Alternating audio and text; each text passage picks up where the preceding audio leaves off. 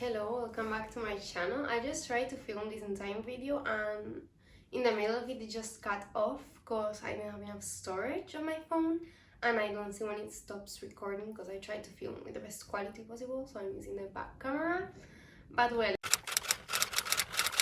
before we start with the video, after explaining all of my spreads, I'll leave a flip through of both journals at the end of the video. So in today's video, I'm going to show you my 2023 reading journal and my spreads for 2024 reading journal. Last year I started my reading journal journey, so I just got a notebook that I had lying around my house because I didn't know if I was going to like it, so I didn't want to spend like 20 euros on a bullet journal to not use it. So I had a plain spiral notebook and I went with it and I kept using it for the rest of the year. So the first page we have is the title page. I don't really like it, I didn't do it for the next year.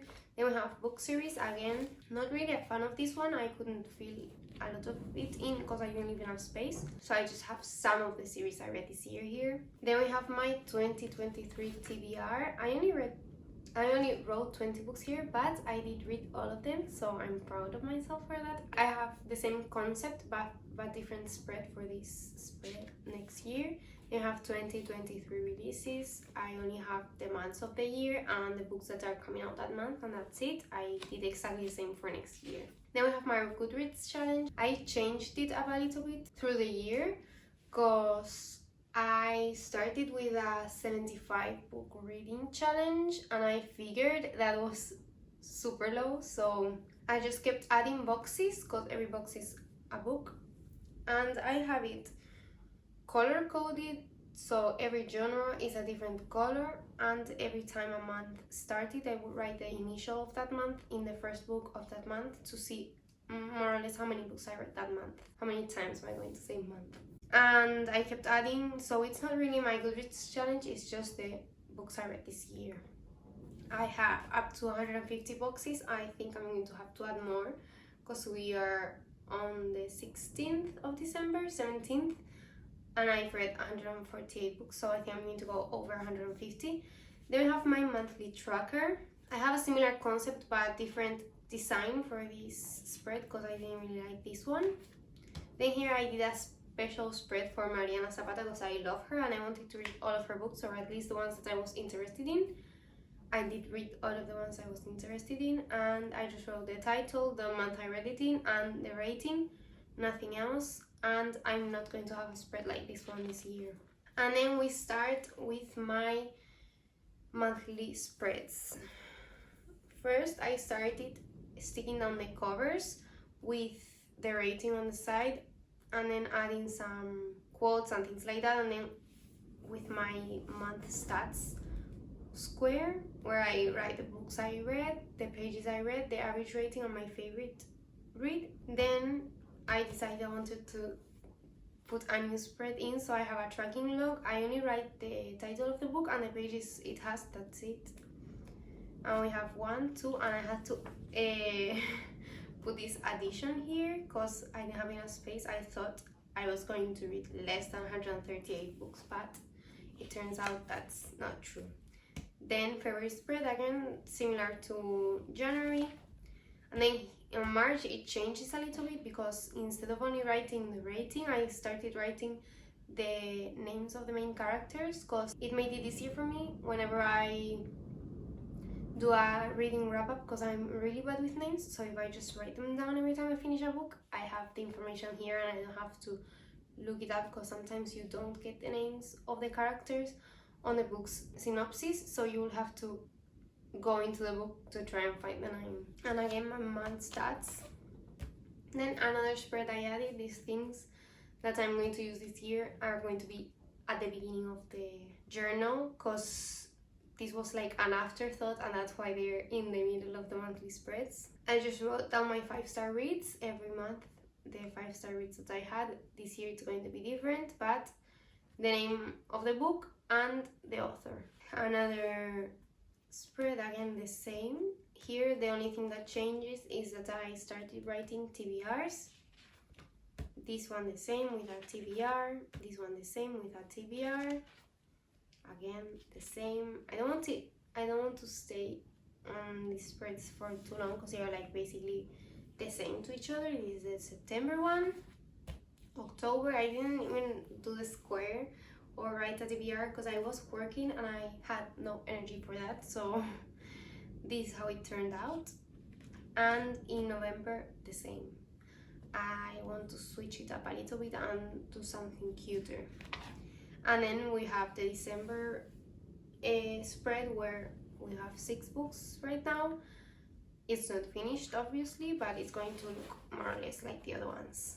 So that was my 2023 reading journal, and we're going to switch into the 2024 reading journal. But first I'm going to show you my little supplies, you can say. I have printed beforehand all the covers I know I want to read. I do it 4 centimeters tall, and then the longwise it just adjusts to the size of the cover.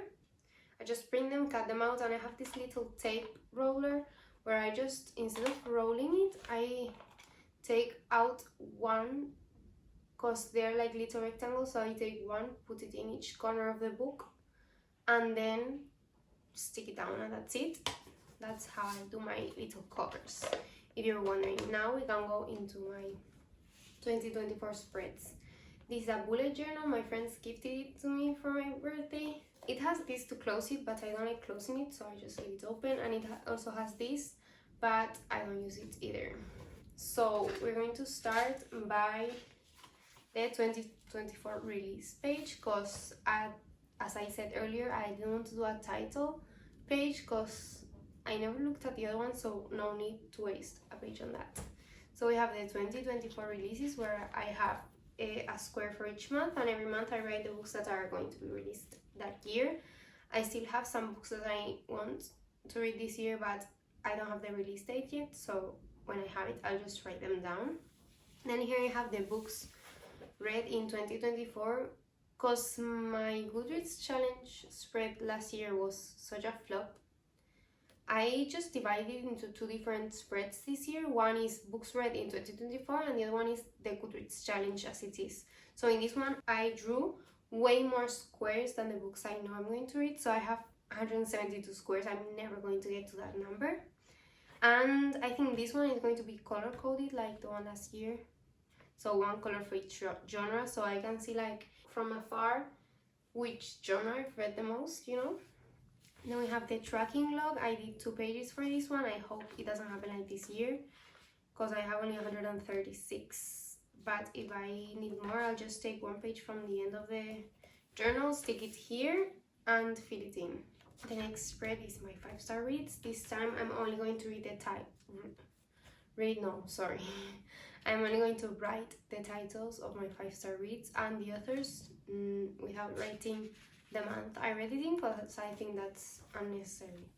Then over here, this spread isn't finished, but we have the 24 books I want to read in 2024. I'm still figuring out if these are the titles I want to really have here. If I want to switch some of them, I'll just switch them before the year starts, and then I'll just write the titles properly with pen and do some pretty designs in some of the books, and then I'll write the title. I'm waiting to see which color the Goodreads challenge is this year, so I can use a different color to write this title, for it to not be like the same color as the Goodreads challenge spread, you know. Then here I have my physical TBR. I want to do some drawings over here because I think it's pretty dull, but over here I'm going to write down. I have like 4 little pages. I'm going to write down all the books that I have on my physical TBR over here on my bookshelf, and every time I buy a book next year, I'll just write it down, and every time I read a book, I'll just highlight it.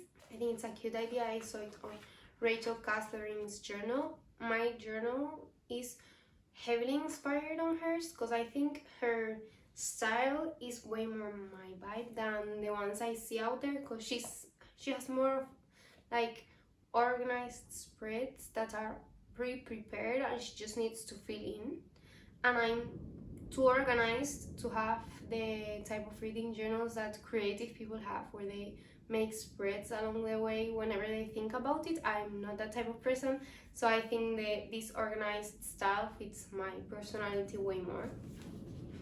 Then we have the monthly stats. Over here I have all the months of the year. At the end I'm going to add a new row that says total, and then I'll write the total at the end of the year. But every month I'm going to write the number of books I read, the number of physical books I read, the number of ebooks I read, and the number of pages I read. And on the spread next to it we have the rereads. This year I started rereading a lot of books and I enjoy it a lot, so I think I'm going to reread quite a lot of books, and I want to have like a spread where I can see which I've read, you know. And then we have the Goodreads challenge. Again, the title isn't written down because I want to see what Goodreads challenge color is this year, so I can put it in this title. And I don't know how I'm going to fill these squares in. Maybe I'll do like every month is one color, or just every book is a different color. I'm not sure. And that's the last spread I have done. I'm not sure still if I want to do a book series spread.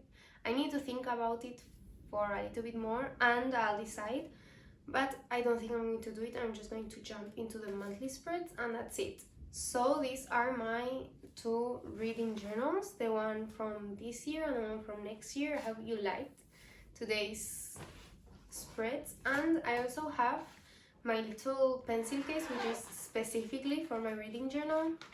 These are supplies that I'm going to start using for this year's journal because they were gifted to me from my friends, like the reading journal. So first of all we have the colors. I was using like normal felty pens and they ran out so fast, and so I wanted like better quality ones and ones that I could buy separately, because the ones that I was using were on a box and I had to buy the box every time I ran out of one color, so that's not very logical. So I have these. As you can see, I have two of each color, one a lighter shade and a darker shade. And these are the Tombow water-based ABTs. You can also buy them alcohol-based, which make the traces not visible, but they do bleed through the pages way more, so these ones are better for what I'm doing personally. Then I also have pens, black pens specifically. I have this one that came with a journal with a little heart, super cute, and this other one that writes really smoothly. It depends on the one that I pick. I use it, I don't really care. And then I have this Staedtler permanent Lumicolor. It's black and it's like a felty pen, well, like a permanent pen, but like to write. So I use this to write the stars in each book and the names of the characters, and to do the monthly stats box, everything. So these are basically all the supplies I use for my reading journal. I don't have like a ton of supplies, I just have the ones that I need and that's it. So I hope you liked today's video. If you have any ideas for more spreads, you can leave them down in the comments and I'll see if I like them and I can incorporate them this year. And I'll see you next time. Bye!